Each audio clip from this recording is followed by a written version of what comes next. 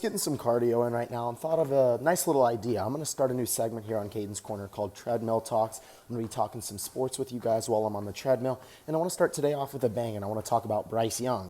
I think he is in store for a monster season next year. So much so, I think that he could win the Comeback Player of the Year. And I know this award is tended for players who get hurt the season before and come back and have a big-time season. But we saw Geno Smith win it 2 years ago when he came back and had that big-time season. And I think that Bryce Young is capable of doing so this year. And I flirted with the idea of him potentially being a dark horse MVP candidate, but I thought I might be losing my mind for a little bit. But I love what the Panthers have done to finally build this team around BY9. We all know that they drafted this 6'4" monster receiver in Treadmill McMillan with the 8th overall pick, who I'm super excited about. They also took Xavier Legette in the first round last year. They still have Adam Thielen. They poured in $100 million to this offensive line. They have Dave Canales, the critically acclaimed quarterback guru, and I think this Panthers offense is going to be really good next year.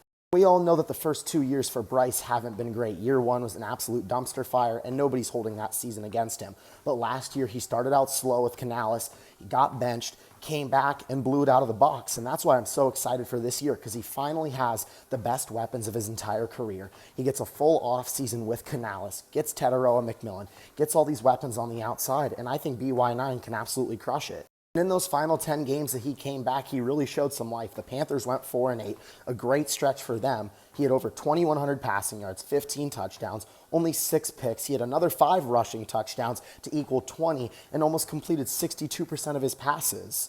And for Bryce, that's the best stretch of football that he's ever played in his entire career. Now he gets to build off that momentum, gets this entire offseason to build with Canales, who had Mike Evans that helped Baker Mayfield succeed. Dave Canales helped Geno Smith win the Comeback Player of the Year. Why can't he help Bryce Young do it? I think if the NFL had a Most Improved Player award just like the NBA did, I think this would be Bryce Young's award to win as well. So I think it's really safe to say that I'm all in on the Bryce Young hype train, and I think he's going to have a monster season this upcoming year.